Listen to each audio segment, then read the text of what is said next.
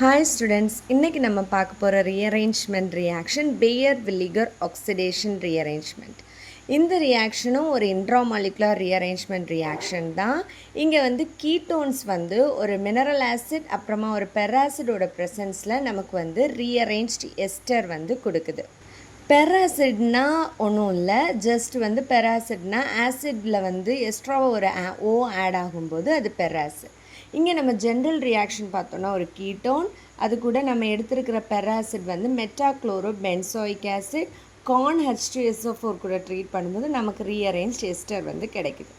அதுக்கப்புறமா மெக்கானிசம் பார்த்தோன்னா ரொம்ப சிம்பிள் தான். இந்த கீட்டோனில் இருக்கிற ஆக்சிஜனில் இருக்கிற 2 எலக்ட்ரான்ஸ் வந்து H+ கூட என்ன ஆகுது, இங்கே ப்ரோட்டனேஷன் நடந்து OH பாண்ட் வந்து ஃபார்ம் ஆகும். அப்போ இங்கே இதில் எலக்ட்ரான் லாஸ் ஆகிருக்குன்னா பாசிட்டிவ் சார்ஜ் வரும். அப்படி பாசிட்டிவ் சார்ஜ் வரும்போது இங்கே என்ன ஆகும், இது ஸ்டேபிளாக இருக்கணுங்கிறதுக்காக இந்த பாண்ட் இங்கே ஷிஃப்ட் ஆகும். அப்போ இது என்ன ஆகும், கார்பனுக்கு பாசிட்டிவ் சார்ஜ் வந்து க்ரியேட் ஆயிரும். அதுக்கப்புறம் இதே தான் நான் வந்து இங்கே எழுதியிருக்கிறேன். இது வந்து இப்போ மெட்டாக்ளோரோ பென்சாயிக் ஆசிட் கூட நம்ம ட்ரீட் பண்ணுறோம். அப்போ என்ன ஆகுது, இந்த ஃபோல் குரூப் என்ன ஆகுது, இந்த ஆக்சிஜனில் இருக்கிற இந்த எலக்ட்ரான் இங்கே வந்து என்ன செய்யும், அட்டாக் ஆகி பாண்ட் ஃபார்ம் ஆகும். அப்போ இது அப்படியே இங்கே வந்து ஜாயின் ஆகும். RCOHR,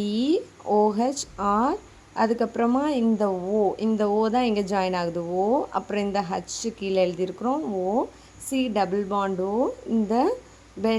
இந்த பென்சைல் ரிங்கும், அதுக்கப்புறம் மெட்டாக்ளோரோ பென்சைல் வந்து நம்ம இங்கே வந்து எழுதியிருக்கிறோம். அதுக்கப்புறமா என்ன ஆகுது, இதை தான் நான் இங்கே எழுதியிருக்கிறேன். நெக்ஸ்ட்டு நமக்கு இங்கே இருக்கிற HSO4 பேலன்ஸ் இருக்கிறது, இது வந்து இந்த ஹச்சை வந்து தூக்கிட்டு போயிடும். அப்போ H2SO4 போயிடும். அதுக்கப்புறம் இந்த பாண்ட் வந்து என்ன ஆகிடும், மேலே ஷிஃப்ட் ஆகும். ஏன்னா இங்கே பாசிட்டிவ் சார்ஜ் இருக்குல்ல, அப்போ இந்த பாசிட்டிவ் சார்ஜ் மாறுறதுக்காக இது வந்து மேலே ஷிஃப்ட் ஆகும். அப்போ இங்கே என்ன ஆகும், இது என்ன ஆகும், இங்கே பாருங்கள், அந்த பாசிட்டிவ் மாதிரி RCOH, அதுக்கப்புறமா ஓ, இந்த பாசிட்டிவ் போயிடுச்சு.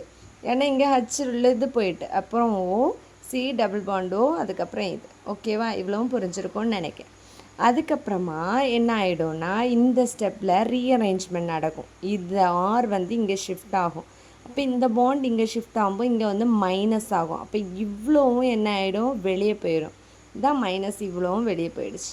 இப்போ பேலன்ஸ் இருக்கிறது வந்து இவ்வளோவும், அதை தான் நம்ம இங்கே எழுதியிருக்கிறோம். அதில் இந்த ஆர் இங்கே போனதுனால இந்த பாண்டில் இருக்குது, இங்கே பாசிட்டிவ் வந்து இங்கே வந்துடும்.